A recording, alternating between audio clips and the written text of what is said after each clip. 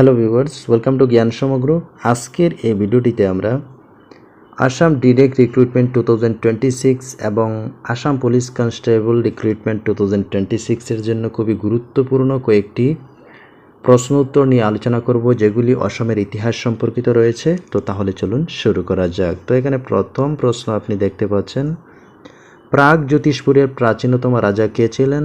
Option ক ভাস্কর Barman, option খ মহিরঙ্গ দানব, অপশন গ নরকাসুর, অপশন গ বানাসুর। তো প্রাগ জ্যোতিষপুরের প্রাচীনতম রাজা কে ছিলেন? তো তিনি ছিলেন মহিরঙ্গ দানব, অপশন খ এখানে শুদ্ধ। তো এই মহিরঙ্গ দানব তিনি দানব রাজবংশের প্রতিষ্ঠা করেছিলেন। নরকাসুরের সেনাপতি মুরাকে বা মুরুককে কে হত্যা করেছিলেন? অপশন ক শিব, অপশন খ শ্রীকৃষ্ণ, অপশন গ ভগদত্ত, অপশন ঘ বানাসুর।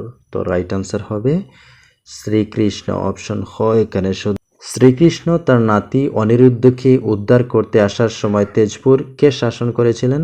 অপশন ক ভীষ্মক, অপশন খ বানরাজা, অপশন ক নরকাসুর, অপশন ক বজ্রদত্ত। তো শ্রীকৃষ্ণ তার নাতি অনিরুদ্ধকে উদ্ধার করতে আসার সময় তেজপুর কে শাসন করেছিলেন?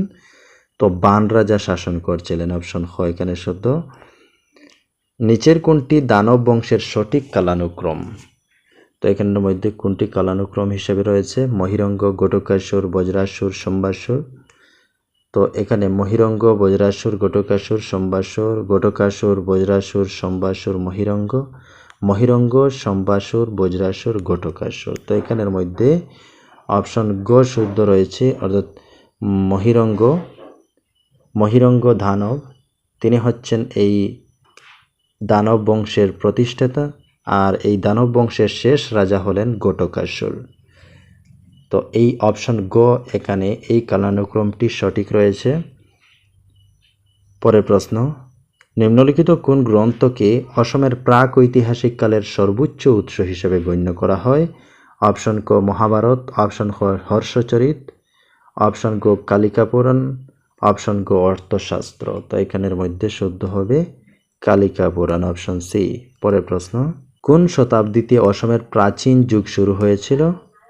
অপশন ক তৃতীয় শতাব্দীতে, অপশন খ পঞ্চম শতাব্দীতে, অপশন গ প্রথম শতাব্দী, অপশন গ চতুর্থ শতাব্দী। তো রাইট আনসার চতুর্থ শতাব্দী। এই শতাব্দীতে কামরূপ রাজ্যে পুষ্য বর্মন রাজবংশের প্রতিষ্ঠার মধ্য দিয়ে অসমের প্রাচীন যুগের সূচনা হয়েছিল। চতুর্থ শতাব্দীতে কোথায় কামরূপ সম্পর্কে উল্লেখ পাওয়ার পর অসমের ইতিহাসের প্রাচীন যুগের সূচনা হয়?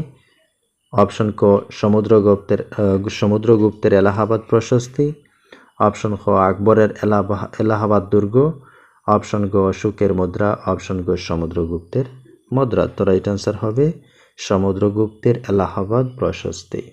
নালন্দা বিশ্ববিদ্যালয়ের বিখ্যাত শিক্ষক কে ছিলেন, যার অনুরোধ ও পরামর্শ অনুযায়ী চীনা পরিব্রাজক হিউয়েনসাং কামরূপ ভ্রমণ করেছিলেন? অপশনে কি কি রয়েছে? কৌটিল্য, শাবক, শিলভদ্র, কোনোটি নয়। তো কার অনুরোধে? তো এখানে শুদ্ধ হবে শিলভদ্র। ওনার অনুরোধে এই চীনা পরিব্রাজক হিউয়েনসাং কামরূপ ভ্রমণ করেছিলেন। পর্বতীয়ায় থাকা ওটা মন্দিরের ধ্বংসাবশেষ কোন দেবতার উদ্দেশ্যে উৎসর্গিত?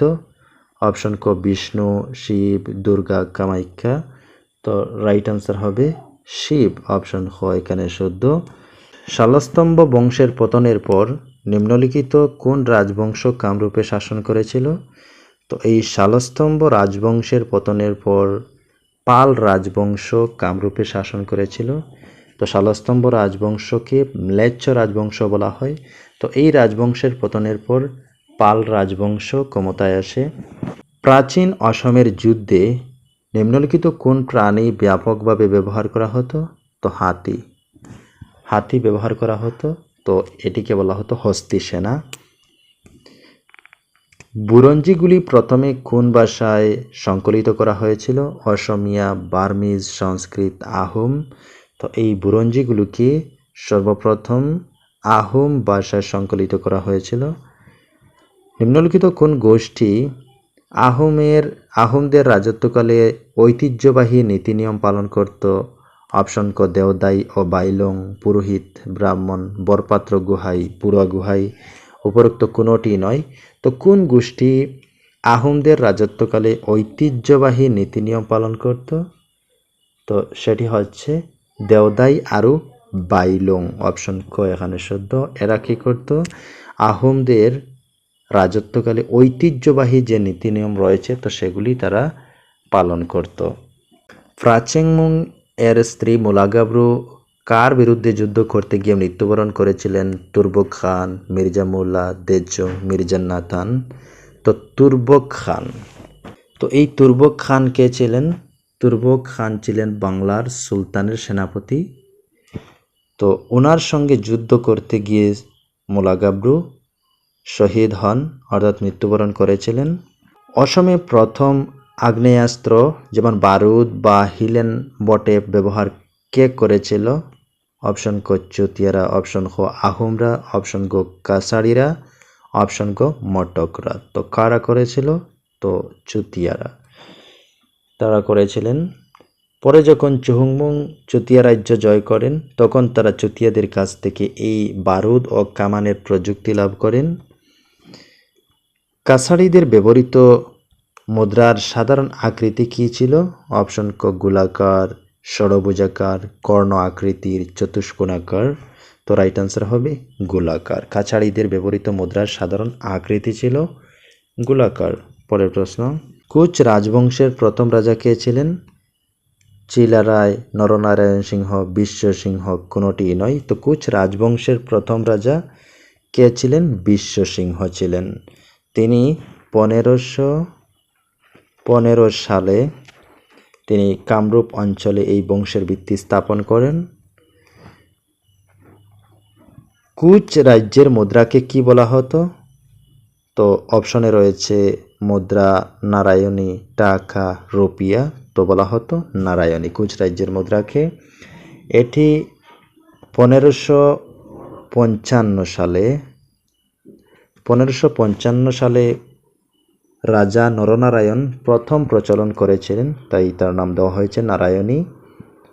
তো এখানে সর্বমোট 19টি প্রশ্ন আলোচনা করেছি, যেগুলি আসাম ডিরেক্ট রিক্রুটমেন্ট এবং আসাম পুলিশ কনস্টেবলের জন্য গুরুত্বপূর্ণ রয়েছে।